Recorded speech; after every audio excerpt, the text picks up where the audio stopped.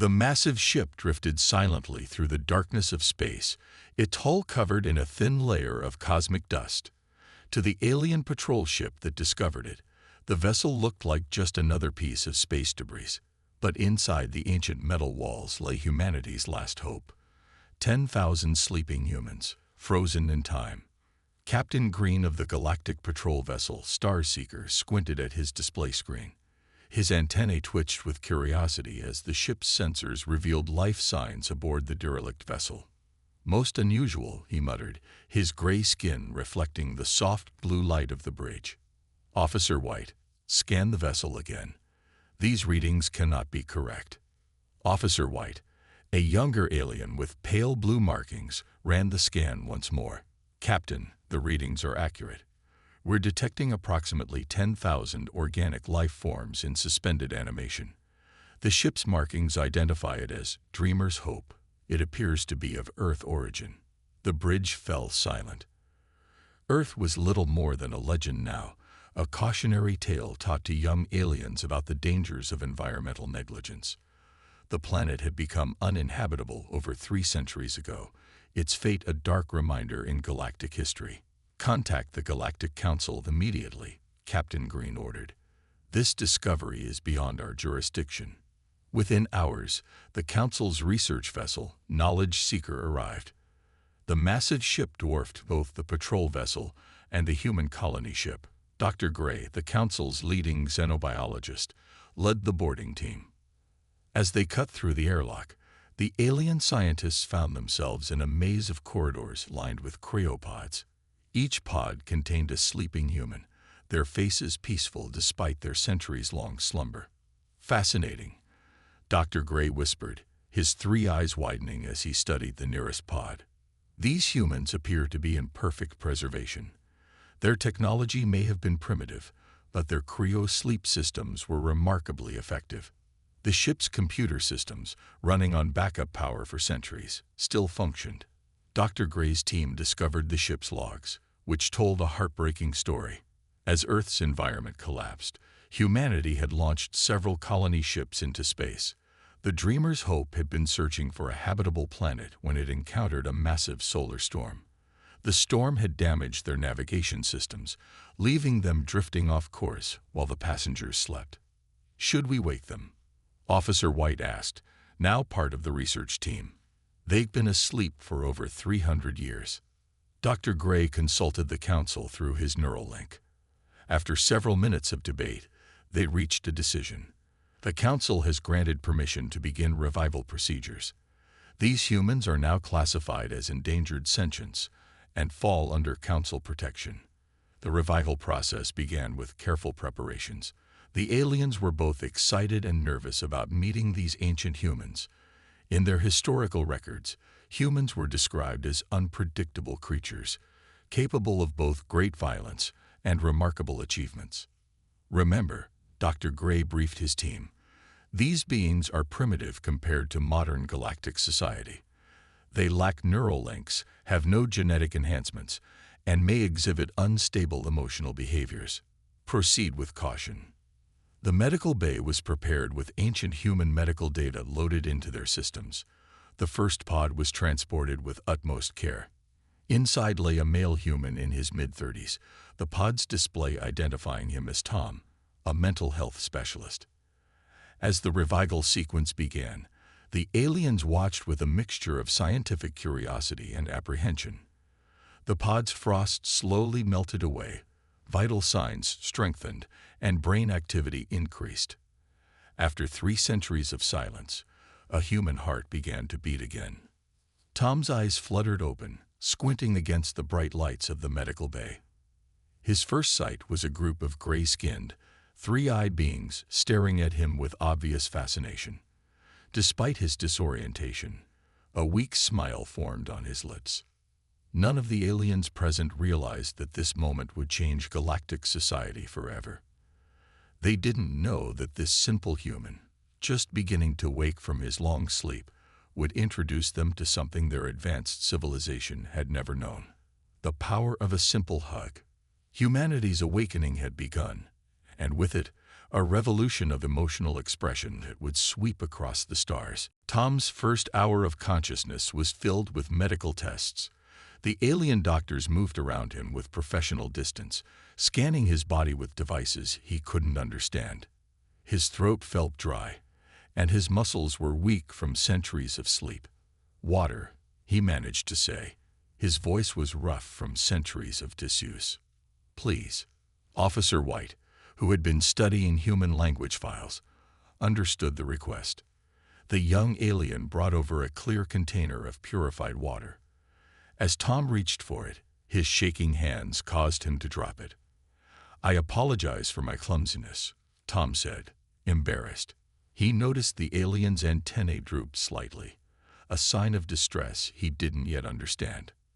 "No apologies needed," Officer White said through the translation device. "Motor control difficulties are expected after Cryo-Sleep." The alien's voice wavered slightly, revealing nervousness about interacting with this ancient human. Dr. Gray entered the medical bay, carrying data tablets. "How is our patient progressing?" he asked, but before anyone could answer, a loud alarm started blaring through the ship. The sudden noise startled Officer White, who stumbled backward and knocked over a tray of medical instruments. The young alien's skin turned a pale shade of gray, a sign of extreme anxiety in their species.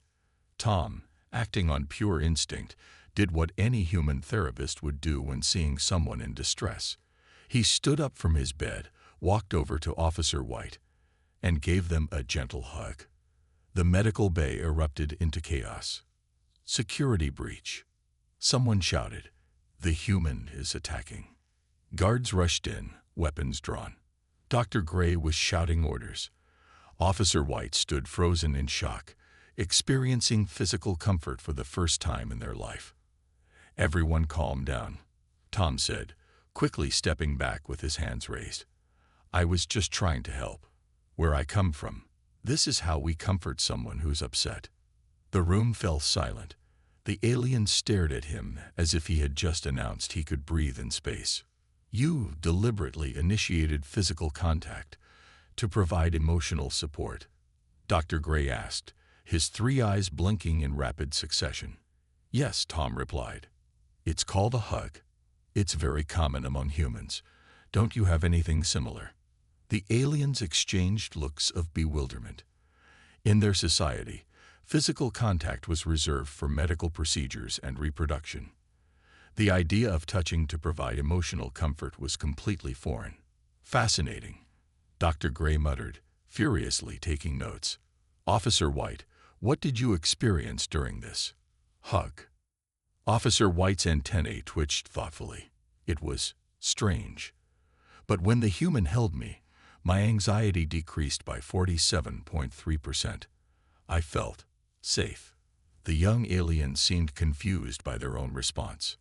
"I should wake more of my people," Tom suggested.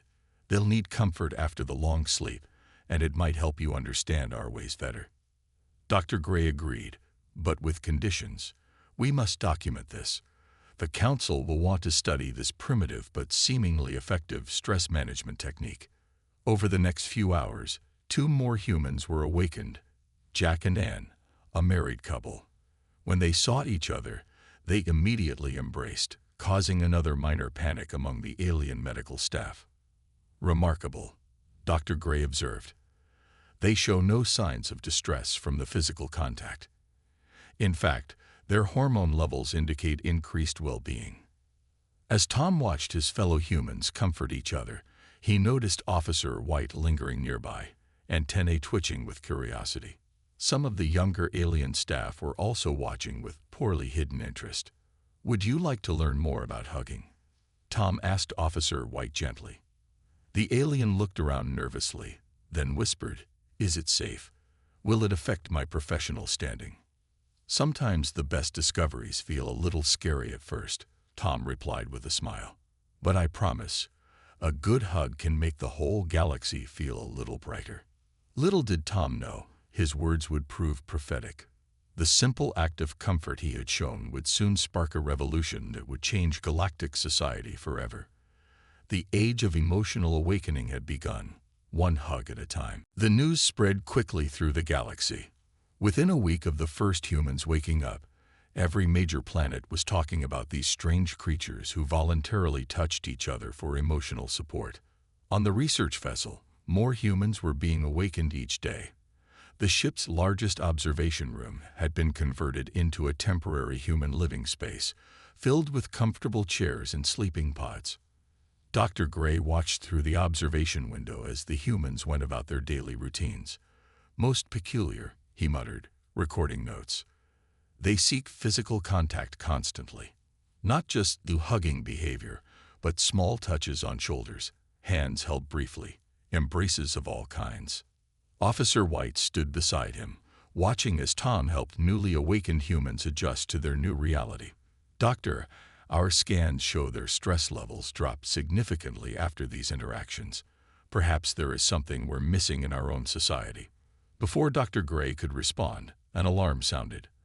A newly awakened human was having a panic attack, the reality of being 300 years in the future finally hitting them. What happened next amazed the watching aliens. Without any orders or organization, the other humans gathered around their distressed companion. They formed what they called a group hug, surrounding the panicking person with gentle physical contact and soft words of comfort. "Their cortisol levels are dropping rapidly," one of the medical technicians reported, watching the monitors. "Heart rate normalizing. This is more effective than our best calming medications." In another part of the ship, Jack and Anne were teaching some curious young aliens about different types of comfort. A pat on the back, Jack demonstrated gently, can show support without being too intimate. And holding hands, he held Anne's hand, shows connection and care. The young aliens watched with fascination. One of them, a junior scientist named Star, hesitantly reached out to pat their colleague's shoulder. Both aliens jumped at the contact, then started giggling, an emotional response they quickly tried to hide. Dr. Gray was getting worried. "The Council needs to know about this," he said, heading to the communication room. "These human practices are spreading faster than we anticipated." The Galactic Council's response was swift. They issued a statement. While the humans are to be protected as an endangered species, their primitive social practices should not be adopted by modern galactic society. Physical contact for emotional purposes is unnecessary in an advanced civilization. But it was too late. The crew members who had been around the humans were already changing. Officer White noticed it during the next shift change. Two crew members bumped into each other in a corridor, and instead of the usual formal apology, they steadied each other with gentle touches and shared a smile. In the medical bay, an alien doctor hesitantly patted a patient's hand after delivering difficult news. The patient's vital signs improved almost immediately. "We've discovered something remarkable in their biology," a research assistant reported to Dr. Gray. "The human practice of cuddling releases chemicals called oxytocin and serotonin. Our species have similar systems, just unused." Tom found himself becoming an unofficial ambassador. "Touch is a basic need for humans," he explained to a group of fascinated alien scientists. "Just like food or sleep. We've always known this, especially in healing and child raising." Despite the Council's warnings, small groups of aliens began meeting in private to practice human-style comfort. They called themselves comfort study groups, but everyone knew what was really happening. "Did you attend another study session?" Dr. Gray asked Officer White one day, noticing their brightened color. "Yes," White admitted. "Doctor, I know it's considered primitive, but I feel more connected to others, more complete. Is that wrong?" Dr. Gray looked at his young colleague, then at the humans who had brought this change. Against all his training, he felt something new, a longing for the comfort he saw others experiencing. "Perhaps," he said slowly, "being primitive isn't always a bad thing. Sometimes the old ways have wisdom we've forgotten." In their temporary home, the humans watched with quiet satisfaction as their simple gift of touch began to crack the emotional walls of an entire galaxy. The revolution of comfort had begun, and there was no stopping it now. The galactic economy was in trouble. 3 major trade routes had collapsed after a series of space storms, leaving many planets cut off from vital supplies. The Galactic Council held emergency meetings every day, but they couldn't stop the wave of panic spreading across the stars. On the research vessel, Dr. Gray watched his crew struggling with the stress. The ship's cafeteria, usually full of quiet, proper dining, now felt heavy with worry.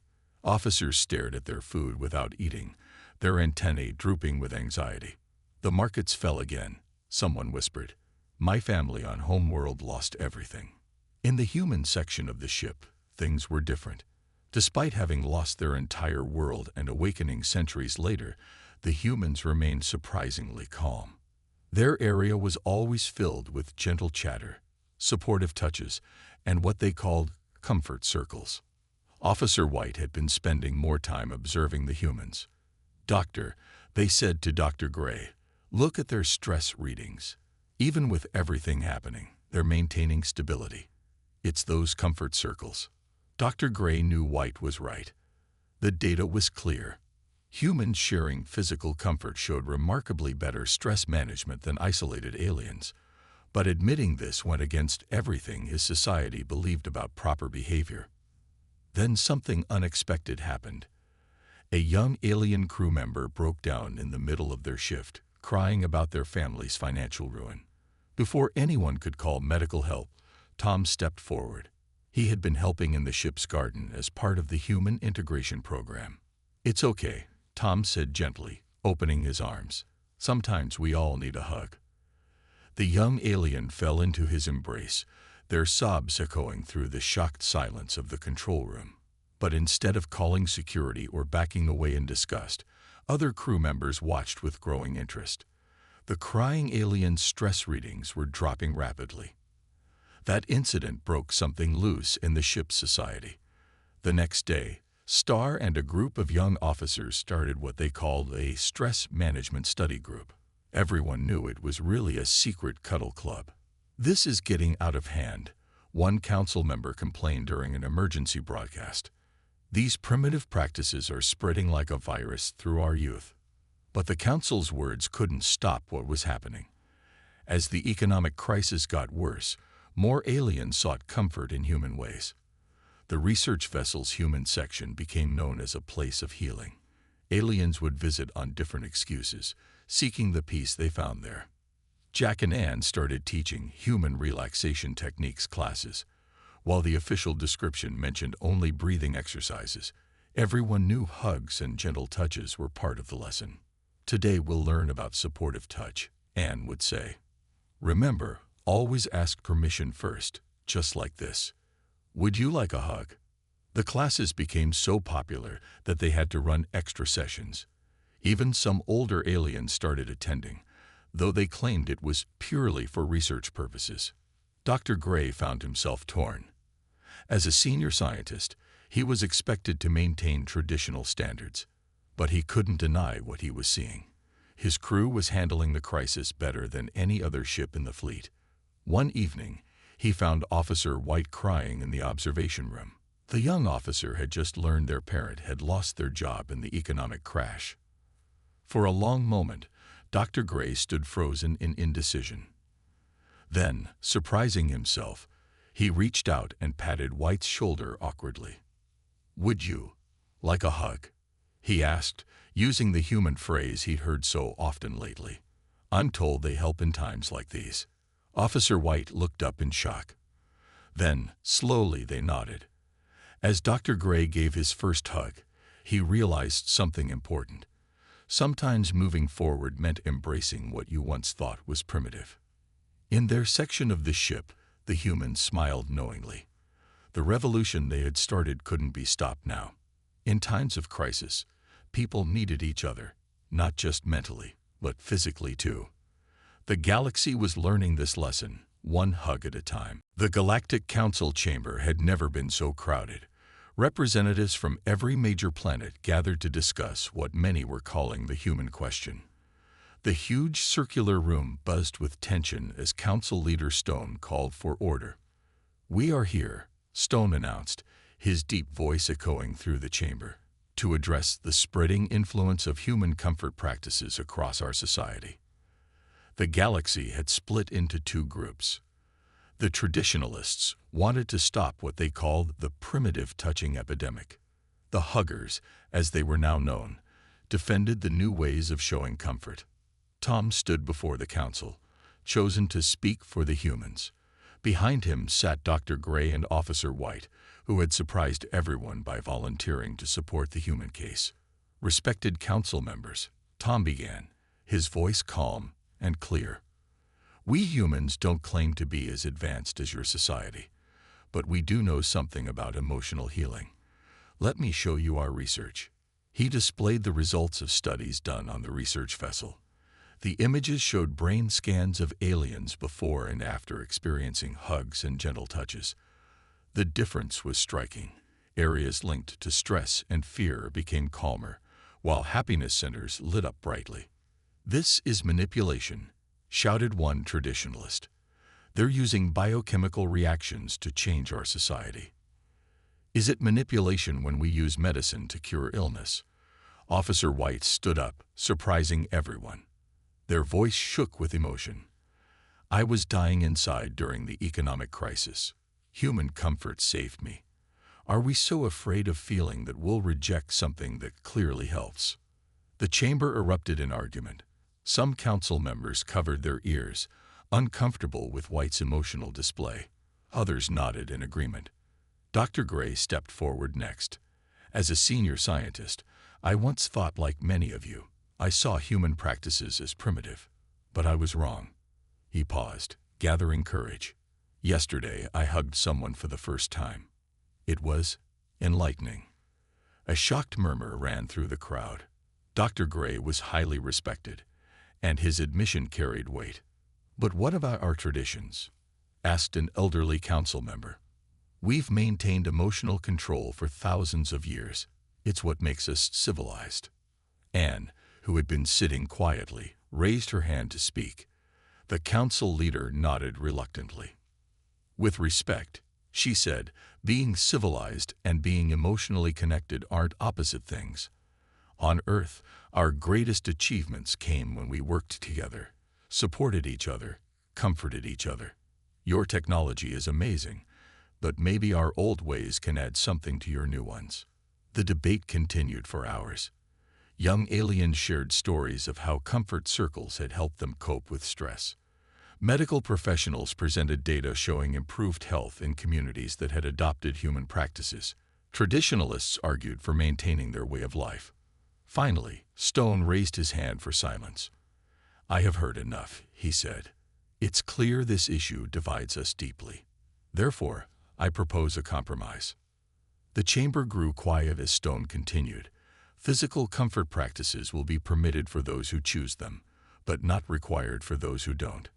We will create guidelines for appropriate touch in public spaces. And," he paused, looking directly at Tom, "we will establish a human-alien cultural exchange program to study this further." The vote that followed was close, but the measure passed. As the council members filed out, something unexpected happened. A young alien child, who had come with their parent, tripped and fell. Without thinking, Stone himself reached down and helped them up, keeping a gentle hand on their shoulder for comfort. The chamber fell silent again, watching their leader's unconscious display of the very behavior they had been debating. Stone looked at his hand, then at the grateful child, and finally at Tom. A slight smile crossed his face. "Perhaps," he said quietly, "we all have something to learn from each other." As Tom left the chamber with his friends, both human and alien, he knew this was just the beginning. The galaxy was changing, one heart at a time, one hug at a time, and there was no going back. No one saw the meteor storm coming. The space rocks were dark and moving fast, invisible to normal sensors. The colony world of New Haven had no warning before the first impacts. The emergency call reached the council ships at midnight. Multiple strikes, heavy damage, thousands injured. The broken message ended in static. Tom was drinking coffee with Officer White when the alarm started. Within minutes, the research vessel's halls filled with running crew members. Dr. Gray's voice came over the speakers. All medical personnel report for emergency deployment. This is not a drill. We want to help, Tom said, meeting Dr. Gray at the medical bay. Behind him stood 30 humans, all veterans of Earth's last difficult days. We have experience with disaster relief. Dr. Gray looked at them thoughtfully. Traditional protocol said to refuse. Humans were still considered protected specimens, but he remembered how they handled the economic crisis. Very well, he said. But be careful. When they landed on New Haven, the sight was heartbreaking. Buildings lay broken under the dark sky. Injured aliens huddled in makeshift shelters, many in shock. The air smelled of smoke and fear. The alien medical teams worked efficiently but stiffly, maintaining their professional distance even now. They gave treatments, then moved on quickly, leaving treated patients alone with their trauma. The humans did things differently. After each treatment, they stayed, offering comfort. They held hands, gave gentle hugs, and spoke soft words of encouragement. At first, the injured aliens were startled by these touches, but shock and pain broke down old barriers quickly. Why do I feel safer when they hold my hand? One injured alien asked their doctor. It's not logical. Because touch tells us we're not alone, Tom explained, wrapping a blanket around a shivering child. And not being alone helps us survive. Hour after hour, the humans worked. They organized comfort circles in the shelters, teaching injured aliens to support each other. Children stopped crying when held. Adults found strength in gentle embraces. Even the traditionalists couldn't ignore what they were seeing. Council leader Stone arrived to survey the damage and found his people healing in ways he'd never seen. In one shelter, he watched Jack teach injured aliens to form a support chain, sitting close and holding hands while rescue teams cleared rubble. Their stress readings were significantly lower than those in shelters without human aid. This is remarkable, Stone said to Dr. Gray. They're primitive methods. They're actually working better than our advanced trauma protocols. Before Dr. Gray could answer, another meteor hit nearby. The ground shook violently. Stone lost his balance and fell, striking his head hard. When his vision cleared, he found himself being helped up. Gentle hands supported him, and a soft voice asked, "Are you okay?" It was Tom. For a moment, Stone felt the old revulsion at being touched. But then he noticed something. The touch felt safe, comforting. His head hurt, but the panic he should have felt was reduced by the simple contact. Looking around, Stone saw his people dropping their last defenses. Injured aliens held each other, copying what they learned from the humans. Medical staff began staying with patients, offering comforting touches along with treatment. Even the most conservative council members were accepting help from human hands. "I was wrong," Stone said quietly to Tom. "We thought we were above needing physical comfort. We thought it made us stronger to stand alone. But here, in our darkest hour, your simple touch brings more healing than all our advanced technology." Tom smiled gently. Touch reminds us we're not alone in the universe. Sometimes that's all we need to find our strength. As the sun finally rose over New Haven, something had changed forever. In their time of greatest need, the galaxy's most advanced civilization had rediscovered something ancient and powerful, the healing power of a simple hug. Stone reached up and touched Tom's shoulder, his first voluntary touch. "Teach us," he said. "Teach us everything." 1 year after the meteor storm, the Great Hall of the Galactic Council looked very different. Gone were the cold, separate seats that had kept council members apart for centuries. Now comfortable group spaces filled the room, and aliens sat close together, sharing gentle touches as they worked. Tom smiled as he walked into the hall, remembering how it all began with one simple hug. He was here to open the first galactic conference on emotional connection, and the room was packed with beings from every corner of space. "Welcome," he began, looking at the diverse crowd. "A year ago, many of you wouldn't have sat so close to each other. Now, look at us." The audience chuckled. It was true. The change was remarkable. Young aliens sat in comfort circles. Older ones shared gentle touches of support, and even the most traditional members had learned to accept an occasional pat on the shoulder. Dr. Gray, now the head of the new Department of Human Relations, stood up to speak next. Our studies over the past year have shown amazing results. Planets that have adopted comfort practices show 60% lower stress levels, 45% better health outcomes, and 70% improved mental well-being. Officer White, recently promoted to captain, shared their own story. I remember being terrified of my first hug, they said, causing more laughter. Now I can't imagine leading my crew without showing them physical support when they need it. The changes went far beyond just hugging. Alien hospitals had added comfort specialists to their medical teams. Schools taught young aliens about healthy touch and emotional expression.